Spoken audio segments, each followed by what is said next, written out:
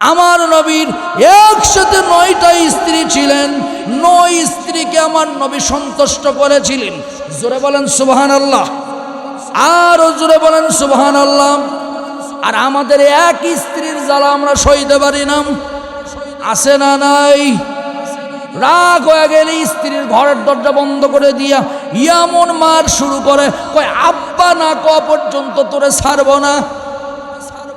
2 বারই না মারতে কয় আব্বা। পাশের বাড়ির ভাবি শুই না কয় কাম সারাম। কিরে বউরে মারলি মারলি আব্বা কয়া নিলি কেন? সবাইকে বলে বাপ ডাকছে। বউ যদি স্বামীরে বাপ ডাকে, ওই বউ কি বউ থাকে নাকি ভাই?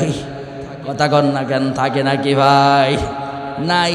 এবার হুজুরের কাছে ফতুয়া নিতে আসে। হুজুর মাথা গরম হয়েছিল, মারছি, বউ আব্বা কইছে কি করতাম এখন হুজুর, আমার ভুল হয়েছে হুজুর।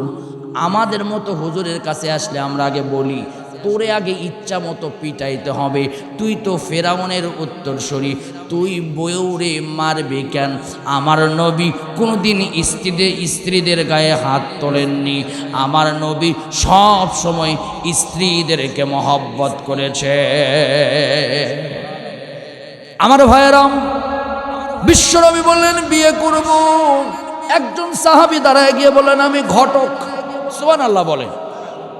এখন তো ঘটক লাগে না ভাই, এখন শুধু ফেসবুক শরীফ ঘটক, এখন হলো মোবাইল ঘটক। অনেক ঘটকরা এখন চুপচাপ বসে থেকে কয় আল্লাহ ফেসবুক যেন গজব নাজিল হয়। কারণ এখন ঘটক দিয়ে বিয়ে হয় না, এখন ছেলে মেয়ে প্রেম করে। আছে না নাই? কথা কন না কেন, আছে না? এক হাজী সাহেবরে জিজ্ঞাসা করলাম, হাজী সাহেব মেয়ের বিয়ে দিবেন না? হাজী সাহেব কয় মেয়ের বিয়ে কি দিব, ওরা একা একাই করে। কথা কন না, ঠিক না? আমার ভাইয়ের, আমার প্রিয় বন্ধুগণ, খুব মনোযোগ শেষ পর্যায়ে চলে এসেছি। আমার নবী বললেন ঘরের দরজায় যাও, ওই তো উম্মে সালামাকে যে ঘরটা দিয়েছি ওই ঘরের দরজায় যাও, গিয়া নক করো, আমার বিয়ের প্রস্তাব দাও। গিয়া নক করলো, নক করার পর বিয়ের প্রস্তাব দিল। গিয়া নক করার পর নারীটা বলল কে? বলল আমি মুহাম্মাদুর রাসূলুল্লাহর সাহাবী, আমি একটা প্রয়োজনে এসেছি, নবী আপনাকে বিয়ে করতে চাই। নারীটা শোনার পর থেকে কান্দে আর কান্দে, কান্না করে প্রশ্নের উত্তর দেয় না। 3 বার বলেছে, প্রশ্নের উত্তর দেয় না। সাহাবী রাগ করে চলে আসতেন। আবার নামাজের সময় আমার নবী জিজ্ঞাসা করলেন বিয়ার খবর কি? বলছে এমন নারীরে বিয়ে করার জন্য আপনি চাইছেন যেই নারী শুধু কান্দে আর কান্দে, কান্দে আর কান্দে।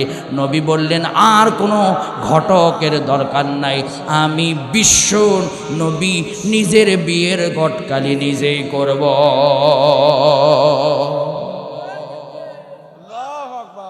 তাকবীর দিলে একটু ভালো করে দেন।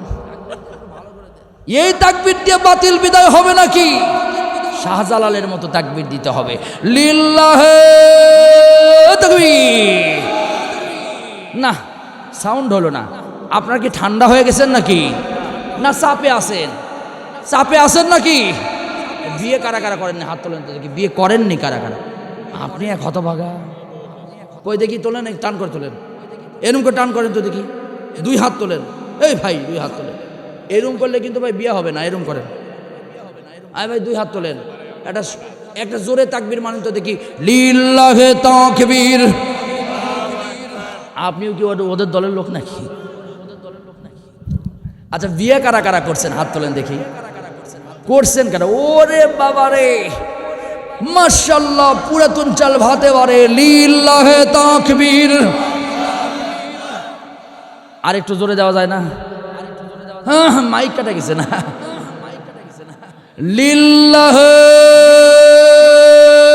তাকবীর। শ্রোতা কম হলেও মোটামুটি ঝাঁকি আছে ভালো, মাশাআল্লাহ। আমি 10টা মিনিট 5টা মিনিট টাইম চাই। নবীর বিয়ে, নারী কাঁদতেছে, লাস্ট ফিনিশিং দিব। আমি আলোচনা করতেছিলাম সূরা আল হাদীদের 28 নম্বর আয়াত, ওয়া আমিনু বিরাসূলিহি ইউতিকুম কিফলাইনি মির রাহমাতিহি ওয়া ইয়াজআল লাকুম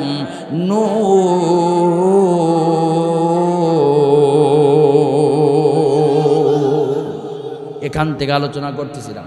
কিন্তু মাদ্রাসার মাহফিল, আমার একটু কামলা দেওয়া লাগবে। একটা ভাই উঠতে পারবেন না এখন, একজন ভাইও নয়। এর ভিতরে আসো, আসো। ছোট বাচ্চা হয়েছে তো এখন থেকে তো কোরআনের মাহফিলে অভ্যাস করা লাগবে, না হলে ওরা ডিপজল সেজে কোরআনের মাহফিলে বাধা দিবে। গত 16 বছর দেখবেন বাপের বিয়ে পড়াইছে, এরকম মুরব্বীর সামনে এসে একটা দলীয় পদ পেয়ে কয়, আপনি কি আমার চিনেন মিয়া? এখন তোমরা কোথায় আসো, খেলা হবে। কথা কন না কেন, ঠিকই না? সব ঠান্ডা হয়ে গেছে সময়ের ব্যবধানে। কথা কন না কেন, ঠিক না? কি মশাল! হুজুর এসে কয়, হুজুর তাকবীর দিবেন না। মাহফিলগুলো ভেঙে গুড়মার করে দিয়েছে, 144 ধারা জারি করেছে, আলেমদেরকে নির্যাতন করেছে, যার কারণে মামু বাড়ি দিল্লিতে পালাইতে হয়েছে। কথা বলেন ঠিক কিনা?